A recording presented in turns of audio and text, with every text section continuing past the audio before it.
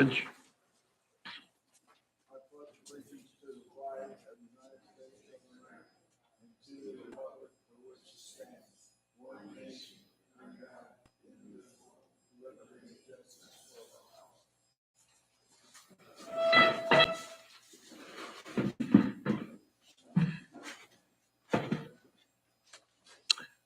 Okay, we have Judge Colkert down as our first order of business.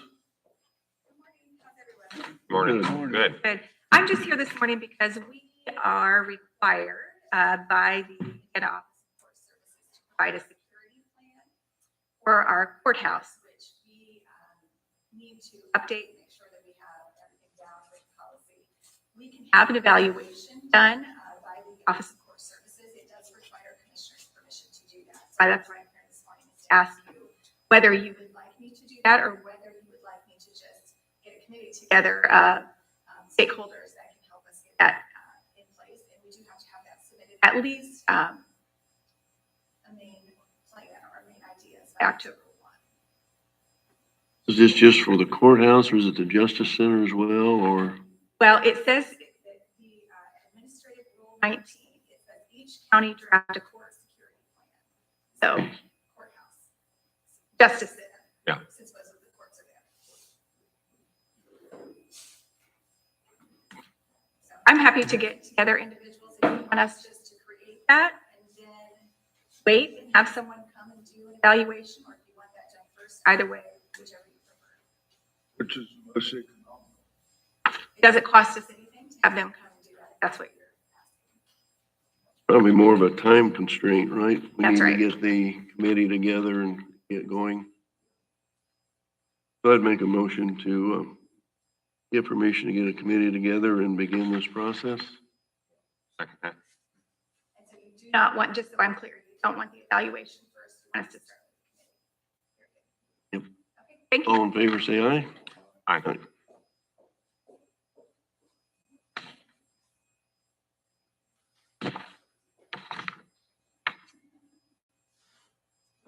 I don't know whether Mike is here or not. Okay. Mike, I'd sent you an email about, and maybe you've done this already, about the petition and all of that, the process to go through. Did you get my voicemail and text? Okay. So I think Laura said she sent you some paperwork as well.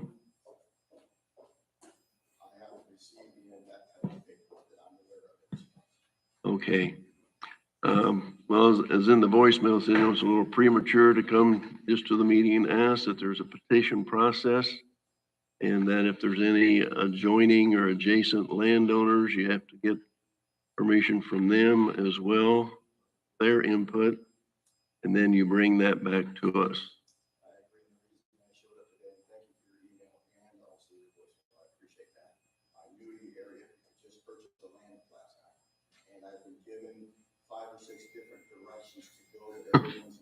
The steps to get there. Okay.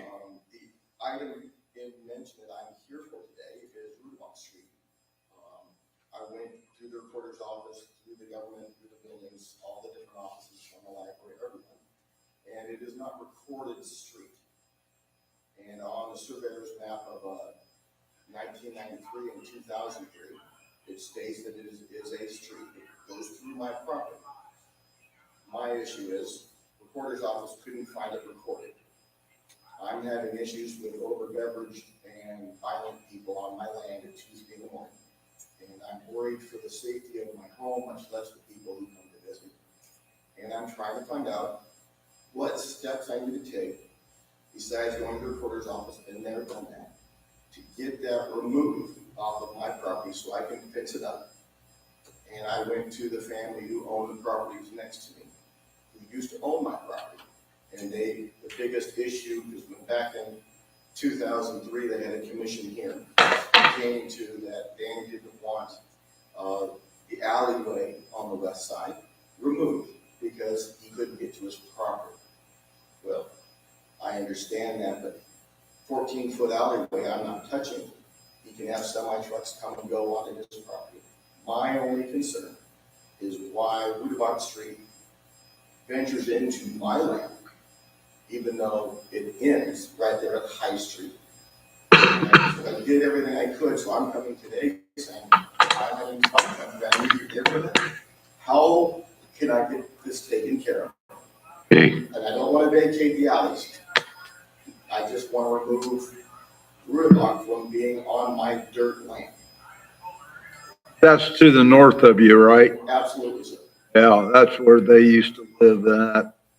I think that sign was put up, that's where we call it Reedaboo, but I'm sorry, it's Danny's last name, and I'm Yeah. brand new, I'm trying yeah. to. And if you sound it out, I'm sure it comes out different. Reedaboo. That's what, I know where he's talking about. It's just the area of my dirt land, north of my structure. And the structure closed in 1968. I went through all the different groups here that tell me when and what happened. So it has not been active. It was installed right after World War II for the buses to circle the street, the area of my structure, to drop off and pick up the students. Well, it's not been a school since 1968. The last class was, and I checked with the Historical Society. And it's just been ongoing and ongoing since '68. And people just kind of said, okay, my only issue, as I'm saying, is people are coming from different areas, parking their vehicles on my property. And one even wanted to pull a weapon on me at 2 o'clock in the morning. He was over beveraged, over drunk, over whatever. And I just told him, I said, please. He says, I'm right here at the boat ramp. I'm parked my truck right here at the boat ramp. And at 2 o'clock in the morning, I introduced myself and I said, sir, the boat ramp is 1 block that way. I don't wish to call the sheriff's department. I just want you to be safe, but also if you could turn down the music and stop using profanities and screaming. And a lot of people decide to go use our public access boat ramp just north of the bridge near Pulaski as a layover after having a wonderful night. I know this because I am a fisherman who, there in the morning, I see the cars still parked with people kind of hanging out and some asleep and some come get their cars later. My big issue is that why I'm here is to ask the commission to give me guidance, not legal, because I know that's not permitted. I'm just asking the best step, and I did receive your information about vacating the other alley on the west side going north and south. Don't need that vacated. That can, for the people who own the property next to me with all the trees, wonderful, but that's 14 feet wide. That's our 35, it's 12 feet. Going 14 west, 11 feet, 14 east, 11 feet. I do not believe the alley that is 14 feet needs to be on my property. It's not. It's on the property between our two lands. I'm not asking for that to be vacated. Just the one street name going east and west on my property that is not paved, has never been paved, has never been upkept by anyone except for the structural homeowners.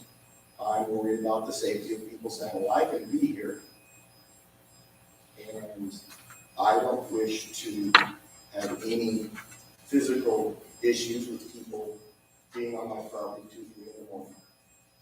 And I had a job that very similar to the men in this room over here for many, many years. I was a government agent, peace officer, judge, attorney, and I was a little bit of everything. Now I'm in a wonderful, happy place in life, enjoying my little cottage right next to the water so I can fish. And I'm just asking, please, if you have knowledge, how to remove that from being public land on paper, even though it's not recorded. That's what I'm doing.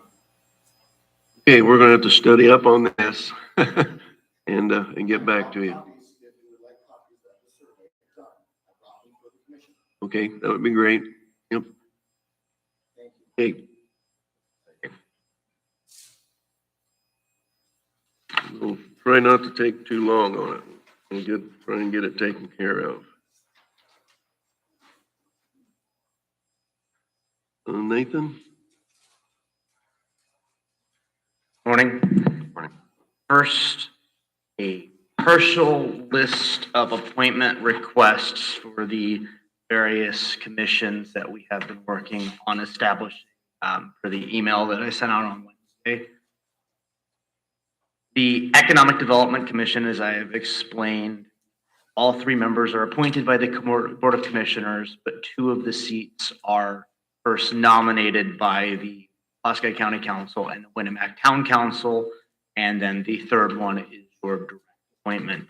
I am first presenting the County Council's recommendation or nomination of Blake Caston for a term ending at the end of January 2026, and then the Winnemac Town Council's nomination of Claude Lemaire for a term ending on 31st of January 2025. And then I am asking you to appoint Christian Smith as your representative on the Economic Development Commission for a term ending on 31st of January 2027. These initial appointments are staggered, and then going forward, all 3 seats are terms. Mr. Lemaire is a recent home buyer, fairly recent in Winnemac area. He is, I believe, in the process of transitioning from Porter County to Pulaski County, splitting his time between the 2. He actually has a long history of economic and community development experience in the Chicago suburbs. Mr. Caston has been serving on the C.D.C for a number of years. He's particularly interested in this role because he is interested in supporting and monitoring the revolving loan fund program. And then Mr. Smith is a business banker with First Source Bank at their Winnemac branch. And I am hopeful to get him on there, at least as we get going, because of the revolving loan component of the Economic Development Commission, having somebody with business banking background to help us to make sure that in reviewing these loans, looking at the third party reviews of them, we are making the best decisions in terms of fiscal feasibility, the risk that we're asking the county to take that program. Did we receive a listing of those people in our document or not? What's that? Did we receive a listing of those? Yeah, I sent you out an email on Wednesday that went over brief biographies of them. Okay, we would need to make a motion to approve those appointments. I'll make a motion. Second. Any other discussion? All in favor, say aye. Aye. Thank you. I am ready to ask you to make 2 of the 6 appointments for the Advisory Commission on Industrial Development, which as I previously explained, already existed and had gone dormant. And so these seats are kind of based on getting back on track with the original terms for those. I'm asking that you appoint Bill Champion of Fratco as the local industry representative for a term ending at the end of December 26, and Chelsea Smith, also a First Source Bank, no relation, as the local banking representative for a term ending on 31st of December of 26 as well. And First Source Bank has a history of serving as the representative on that previously. They were willing to continue in that role. And then, so I'm asking those 2 appointments today. And then I still am working on utility, organized labor, and a county government representative. So ideally, one of the 3 of you or a member of the county council would serve on this to give the county a voice in making recommendations to the commissioners revolving industrial development. I'm asking those 2 for this morning. Okay, we need a motion to approve Mr. Champion and Mrs. Smith be a part of this committee. Yeah, I would make that motion. Any other discussion? All in favor, say aye. Aye. And those are the only ones I'm going to request for this morning. We've got another few people lined up for the others, but we need to confirm that they are still interested, and hope to bring that to you at your October meeting. Moving on to courthouse stuff. Got a lot in front of you that basically all comes down to Pulaski County Resolution number 2023-13, which itself is only about 3 pages long, but which has a substantial number of pages in relevant exhibits with it. Those exhibits are the form of the lease that the county would be entering into with the building corporation. It is not approving the lease yet. All of those numbers still need to be plugged in, term specifics, but we are required just to agree that this structure is acceptable to the county. The building corporation board of directors approved it on Wednesday. Then the second exhibit is the various counterparts of the taxpayer petition asking the Board of Commissioners to enter into the lease. In adopting this resolution, there are a number of things that you would be accomplishing. You would be accepting these petitions, be approving, again, the form of this lease, not executing the lease itself, saying, yes, we are continuing on this pathway towards this renovation project, authorizing the appraisal process for the building. Because it is a lease rental project, we are required to have 2 appraisals done, which has been a very interesting process for a building of this nature. We have, between Colleen and me, found 2 companies who are willing to do it. One who has done some work for my office in the industrial park in the past and got their proposal for you. Don R. Scheit. I don't have the other one from Ball, I believe it is, appraisals out of Bourbon. That is the one Colleen has agreed to. But I do know that Don R. Scheit has been a little bit saltier than others we've had in the past. And even where they came in, if the other one is at the same price, we're still $10,000 under budget, which is the first time we've been able to say that about something with certainty on this. Then you would also be giving a general thumbs up to the project plans as they currently stand. And I've got the most updated floor plans. They're fairly similar to what you have seen in the past. No substantial changes at this point, just little tweaks as we have been making last checks with the offices and going over some of the things with concerns the civil engineers have, et cetera. And I believe that that is all of the stuff that you are being asked to adopt, to approve at this point with the adoption of this resolution. Nothing about firstborn children or kitchen sinks, as far as I am aware from the language in the resolution. I have thrown a lot of information at you. Any questions before you consider a vote on this?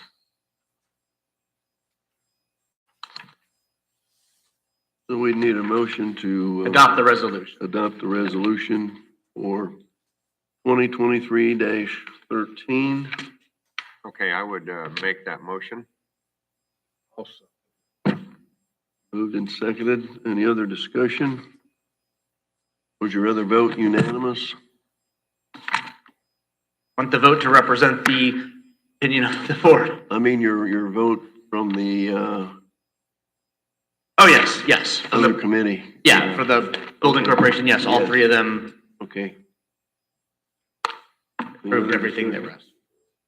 All in favor, say aye to approve the resolution. Aye.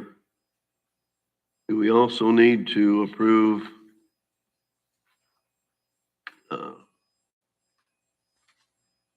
the assessment contract? Is this a contract with that person or not? It is a letter of engagement. Yes, you have, if you want to specifically authorize this appraiser and the other one, yes. I don't need it. That can be done by a voice vote, but you have approved the process. Okay, so we don't really need it. We can just sign it off. Yep. And then the only other thing on the courthouse, as far as approvals, is just confirm that Colleen and I will take care of submitting a public notice to do public hearing at your October meeting. And then just generally, since you've gotten all this in front of you, we are very near the end of the last stage of drawings. It is all just checking our list, making it, making sure everything lines up with everything we've had, that civil engineering is coming behind the architect and making sure that any adjustments we've made are sound, and we are on course for letting bids at the end of this so that they can be accepted.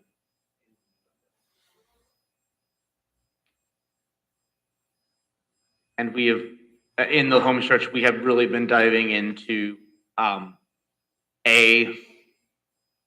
couple of places where there are alternates so that if bids come in reasonably, we can do X, Y, and Z, but we have some options to cost down if they don't come in what we hope, as well as part of this whole double checking, saying, you know what, we were gonna do this, but if we tweak this, we can cut 5% here, 8% on various components. We are trying within all parameters possible to keep any costs that we can control down. There are obviously a lot of moving parts in getting this right. So as a steering committee, they're up to date with all of this and, I've been in touch with them the last week and a half. They haven't seen the resolution. I can send that out to them, but all of the stuff they need to, except for the version of the floor plans you received, because I just got them about 10 o'clock last. okay. So do we need a motion to approve anything else here? I think we're good. Okay. Thank you.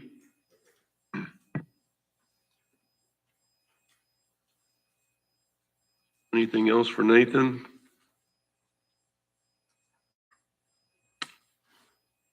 Okay, we're down to the other business. We have the claims and payroll number 19 to approve. Okay, I've reviewed the claims and payroll 19, and I make a motion to approve as presented.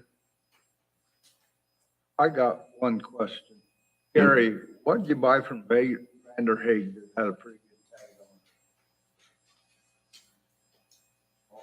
it? Hey, is on the claims. We had a truck that was at one for about 7,000. Yeah, maybe 11. Truck repair. Okay, it just was outstanding, or, you know, it caught my eye going. I'll second it. Okay, any other discussion? No. Okay, all in favor to approve the claims? Say aye. Aye, The payroll in that motion as well. it was. Claims and payroll Okay. 19. So we approve the payroll and the claims. Yes. Now we're down to the minutes from our September 5th meeting. Okay, I've reviewed those minutes, and I make a motion to approve as presented. Any other discussion? All in favor, say aye. Aye. Aye. Okay, then we have the supplemental amendment to agreement with the professional services relating to the opioid settlement. I think basically, as I read that, it was only for 3 or 4 companies, and this amendment kind of opens it up to all the other, I guess, health service people that may owe fines and so on, so we don't have to come back every time to approve 1 or 2. It kind of opens the door for what is yet to come down the road. So we would need a motion to approve the supplemental amendment to the agreement of professional services relating to opioid settlements. Okay, I would make that motion. I'll second. Any other discussion? All in favor, say aye. Aye. Conference requests, Lena Guffey, Food Service Inspector Training, October 17th and 18th in Indianapolis. I would make that motion. All in favor, say aye. Aye. Any other discussion from the board? Community comments? Motion to adjourn. Second. Okay, meeting adjourned.